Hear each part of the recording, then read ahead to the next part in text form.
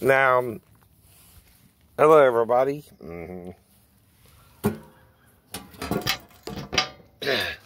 My name is Shane Lee. Now, I've been hearing rumors for years that a lot of artists use auto-tune, maybe even live, I'm not sure, right? I'm not saying they do, and I'm not saying they don't. I've just heard rumors about it, right?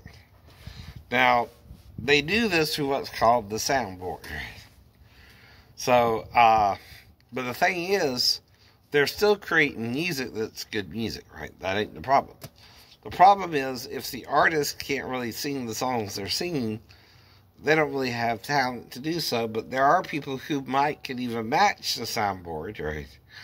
And that's what I'm trying to explain to you here, through music itself and all. Now, I'm also trying to teach the artists to trust in themselves more and learn to sing with the soundboard themselves. Because, see, in order to sing a song, you have to have the inner ear, or you're tone deaf, right? If you don't, right. Now, I always start with the glossary of musical terms, right? In the New National Baptist Hymnal. Now, I gotta read you some information about it, right? For one, it was copyrighted in 1977 and 2001 by Triad Publications, all rights reserved. Now, the reason I can use this information is this musical knowledge, right? And I'm acknowledging the copyright holder, right? Now, you can do this with any material, including musical copyright law. Now, the thing is, though, you got to do research into the song you want to perform. Like right now, I'm thinking about doing a version of Hold Your Head Up, but I'm not sure who even sings it, right? Things like that. Well, to make it educational, I have to learn who wrote the song, who sung the song, who published the song. And once I release that information, I'm legally allowed to teach the song musically. Even if they're using the soundboard with the artist or not. The artist might really sing too. I'm not sure which. Right. I understand that too. Some people can really sing, I know. And yet, you might be wondering why they choose certain people. I don't know. I can't tell you why certain people they choose and certain people they reject who can sing as well. Maybe they looking for a certain attitude. I don't know. But the thing is, if it's a narcissistic attitude, like only you can sing that song, right? If that's what they're looking for, they might find it in some people. Whereas other people are humble and think, well, musical is universal. Anyone can sing a song, right? So that's the problem there, too. Maybe they want narcissistic people who think only they can sing their music, right? And it shows in their personality. I don't know. But that's very narcissistic of them to think only they can sing a song, right? Whether they understand that or not. And maybe they don't see it themselves that they're narcissistic, but to think only you can sing a song is narcissism, right? Because that's not how music works. And I'm about to show you through the glossary of terms at the back of the book here, what I mean, right? Now, the glossary of musical terms starts with a cappella, which is vocal music sung unaccompanied, right? That's like, ho, ho, ho, ho, ho, ho. Something like that. Then, accelerato, or ACCEL, becoming faster.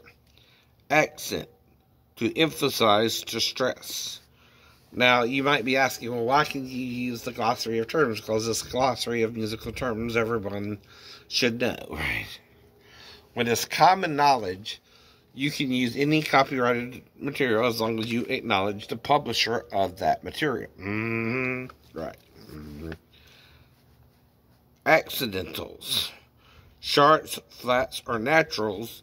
And what that means is an accidental is where you have a key, right? A key has certain notes. And it also is in either the treble clef, the bass clef, or the alto clef, also known as the C clef, G clef, and F clef.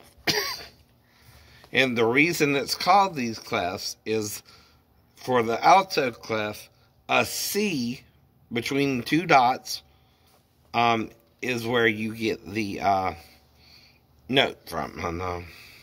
And that's where you start your composition of a song in that particular clef. The same with the G clef and the same with the F clef.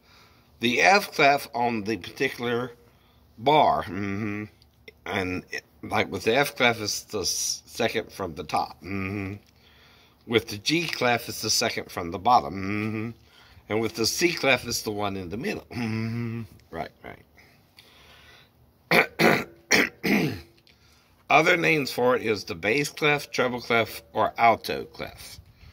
Now, I also suggested you might can bring the C down a little, right, for a contralto clef for females. That's up to you. Alright. Acoustics, the science of sound. Ab lib, at the pleasure of the performer. Now, when the performer does a live performance, they can ab lib. So don't get pissed off with them if they're ab libbing a little, right? Allegretto, moderately quick and lively. Allegro, quickly, lively, and cheerfully. Alto, the second highest voice in four-part texture. Crucis, a weak or unaccented note that anticipates the downbeat, also called upbeat. Andante, slow, graceful walking. Anthem, a choral composition with words from the Bible or other religious texts. Arpeggio, a chord in which the notes are played individually in quick succession. Arrangement, the adaptation of a composition for a medium different from that from which it was originally written. So, when you hear an artist is doing an arrangement of their song, that means they're seeing it slightly different but within the parameters of the melody. Now, some people are what? They want you to sing the song in perfect unison and sound like you did on the radio. And sometimes they act a little crazy about that when you don't. And that's when they become a fanatic. Not just a fan, but a fanatical fan, right? Because they're trying to prove you a hoax, right? Well, again, that's wrong too. Then articulation, the manner in which notes are begun and ended, right? Baritone, low adult male voice with a range that lies between tenor and bass voices. Now, the thing is, for a male, tenor and alto are about the same range, right? And they really overlap into each other. I even learned the difference between impersonating a male singing voice and a female singing voice is how you articulate and soften your voice, right? If you want to sound like, say, Minnie Riperton in Loving You, you go, love in you is easy 'cause you're so beautiful. And again, that's how you impersonate Minnie Riperton. And I do that as a tribute to Maya Rudolph, her daughter. Which again, I listen to her sing the songs all on the radio. And I'm not trying to step on Maya's legacy, right? Being the daughter of Minnie Riperton, who also is known as Minnie Rudolph to her family. Bar line, a vertical line drawn through the staff to separate measures. Bass, the lowest male voice, the lowest part of a choral composition. Beat. The number of counts in a measure. Bridge. A passage in a composition which connects two or more different themes. Cadence. The musical punctuation that separates phrases.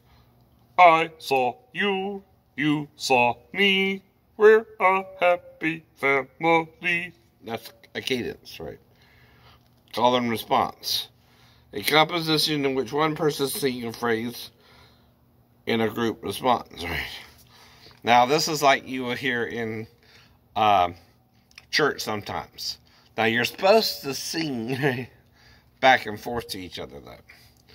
Let's say, I sing, let's see, I can't think of one right now, but there ain't a lot that really responds, but,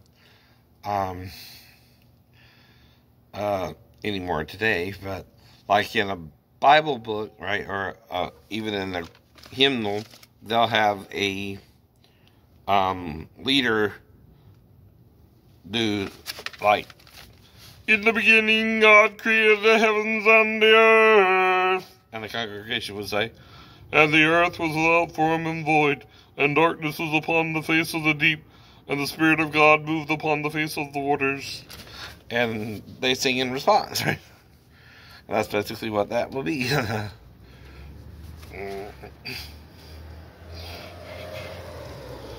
Canon. A strict imitation in which one voice imitates another. Now, you know the artist Nick Cannon, right? Even though he don't like people impersonating his music and stuff like that, as he's supposed to, right? He's a Christian boy too, right? Right? Anyway, just playing. Okay, when you sing canon, you're imitating the voice you hear on the radio, for example, right?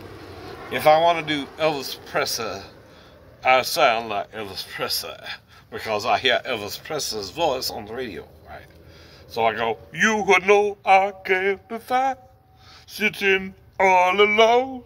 If you can't come and ride, at least please telephone, or don't be cruel to a heart that's true. I don't want no other lover, baby, it's just you I'm thinking of. Now, if you're an honest singer, you know you're not the only one who can do that shit. Don't even play.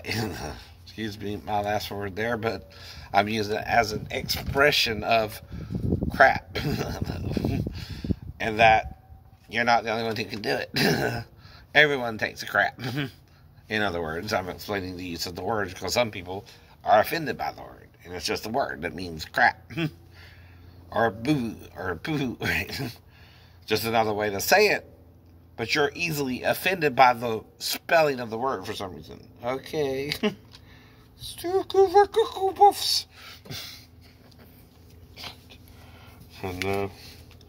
And then you're trying to send people to hell for saying a certain word, which is also called censorship. I know it is. Yep. Cantable.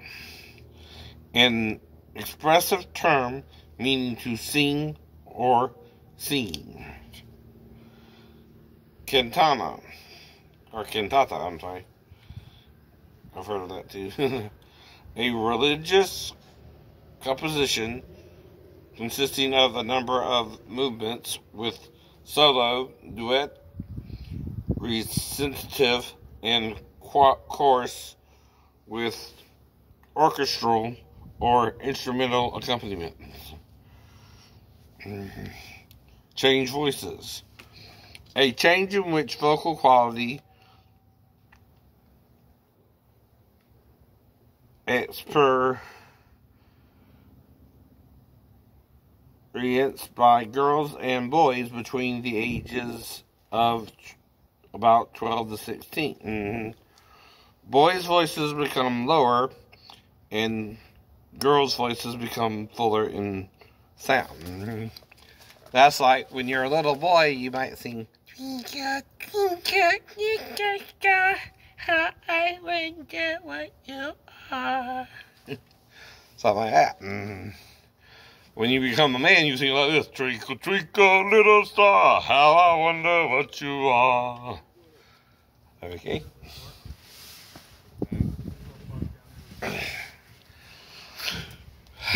And that's how you do that.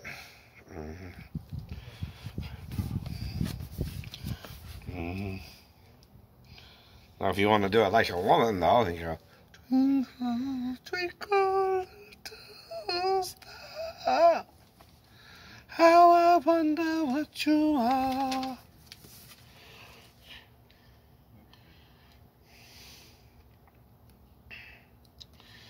Chant.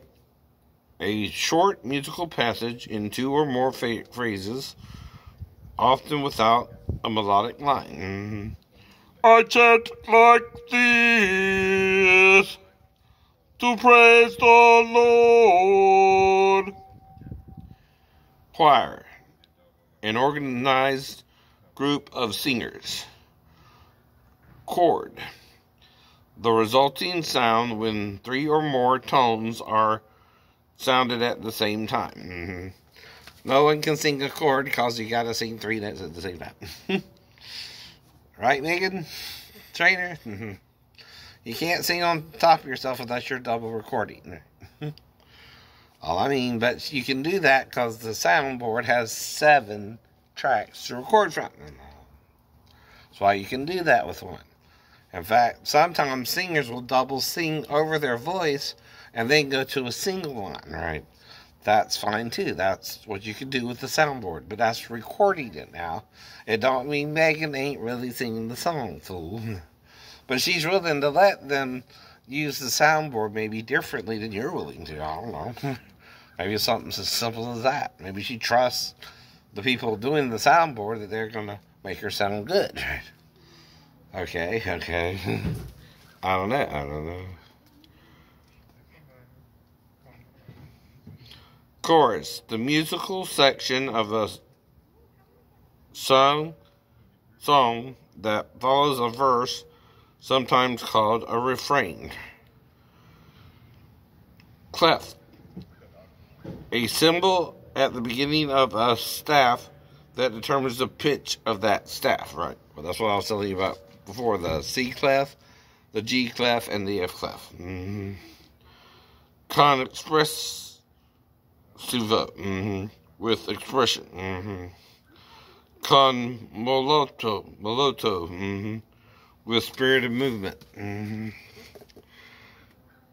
Contemporary gospel. An era in gospel music from the 1960s to present. Crescendo, gradually increasing in loudness. Loudness, softness. Descant. Oh, I'm sorry, wait a minute.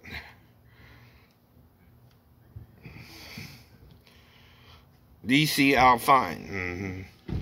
Abbreviation for da capo al fine, meaning to return to the beginning and sing until the fine. Which I can show you what that is, but it's a little mark like this with 2 dots. One on the bottom, one on the top. Diaphragmatic breathing, right?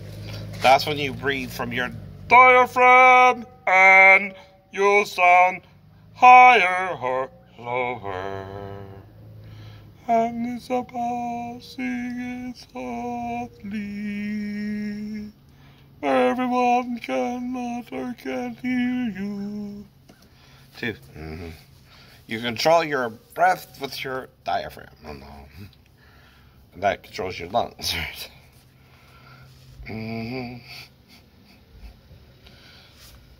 Dolce.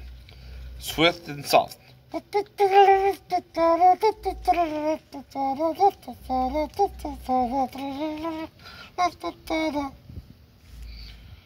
Dominant. The 5th degree of the diatonic scale. Now, that would be about the note G. Alright, because you got C, D, E, F, G, the 5th note. Mm-hmm.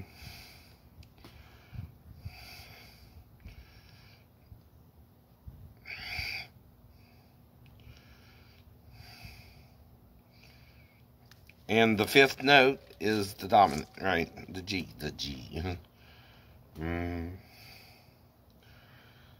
Double bar. A bar line consisted of two thin vertical lines that denotes a section of a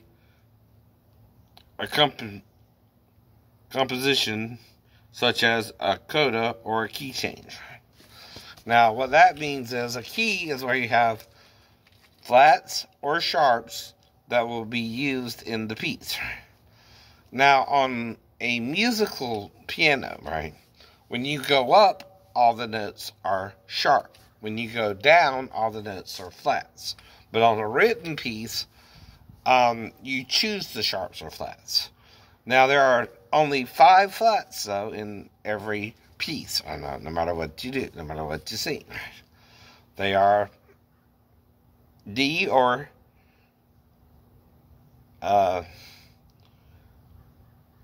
flat or C sharp. Then D sharp or E flat if you're going down. Then there's G sharp or A flat if you're going up. Then A sharp or B. Let me see, there's 3, right? B flat. But there's, I'm missing one. There's F sharp or G flat. That's the one I'm missing. All right. Okay. So you got F sharp or G flat, then G sharp or A flat, and then A sharp or B flat. Now the difference is in a written piece. Okay, you can make the flats in a certain part of the what do they call it? I forgot. The arrangement. All right. Or the where is it again?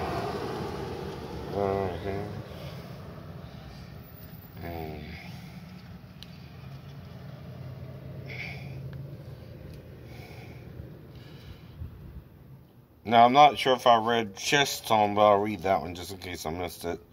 It's the lower register of a voice. And head tone is the highest register of a voice.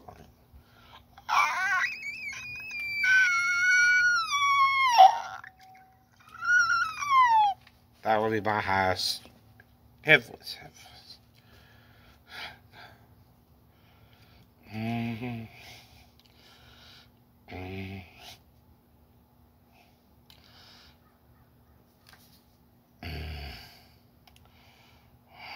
Bar line, right? Okay. Now, the bar line is again a vertical line drawn through the staff to separate measures, right? So you have 5 of those, right? So, the staff is also the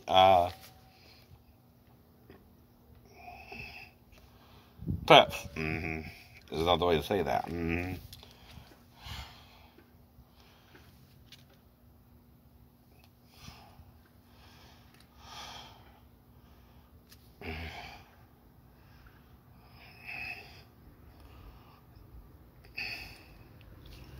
So, again, alright, this is just a lesson for you.